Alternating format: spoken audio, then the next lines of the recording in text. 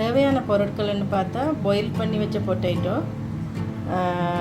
குக்கான fish, அதாவது மஞ்சளும் உப்பும் போட்டு பாயில் பண்ணி எடுத்த ஃப்ரெஷ் ஃபிஷ்ஷு, மீன், சாப் பண்ண ஆனியன், வெங்காயம், கொஞ்சம் கருவேப்பிலை, மற்றது க்ரீன் சில்லி, அதோட ஜிஞ்சர் கார்லிக் பேஸ்ட்டு, புளிப்புக்கு வந்து இந்த லெமன் சேர்க்க போகிறேன்.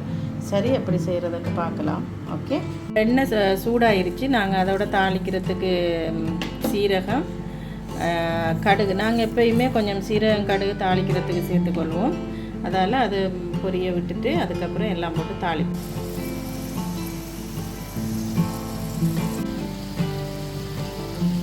கார்லிக், ஜிஞ்சர், ஆனியன் இதெல்லாம் போட்டு கொஞ்சம் கோல்டன் கலருக்கு வந்த உடனே இதோடைய கூட நான் ஆல்ரெடி உப்பு ஆட் பண்ணியிருக்கேன் லைட்டாக. இதோட கூட பாயில் பண்ணி வச்சுருக்கிற ஃபிஷ்ஷும் உருளைக்கிழங்கையும் போட்டு மிக்ஸ் பண்ணி பெப்பர் கொஞ்சம் போட்டுட்டு இறக்குனோம்னா சரி. நான் எல்லாம் போட்டு மிக்ஸ் பண்ணியாச்சு. உப்பும் பார்த்து லெமனும் ஸ்குவீஸ் பண்ணி விட்டுட்டேன். இனி இன்னொருக்க அப்படியே கொஞ்சம் சூடு எல்லாம் மிக்ஸ் ஆனதுக்கப்புறம் எடுத்து சின்ன சின்ன போலையாக பிடிச்சி எடுத்துட்டோம்னா கட்லெட்டுக்கு ரெடியாக்க வேண்டியதுதான். இப்போ இதை நாங்கள் முட்டையில் டிப் பண்ணிவிட்டு ரஸ்க் தூளில், அதாவது ப்ரெட் க்ரம்ஸில்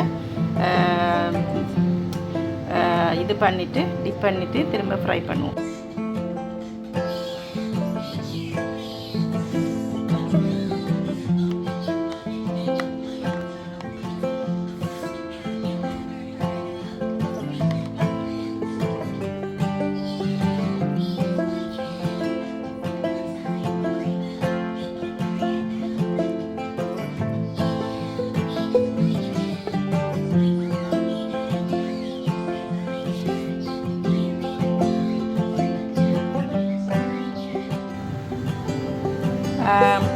டபுள் லேயர் போட்டு இது பண்ணியிருக்கிறேன், ப்ரெட் ஸ்க்ராம் போட்டுருக்கிறேன்.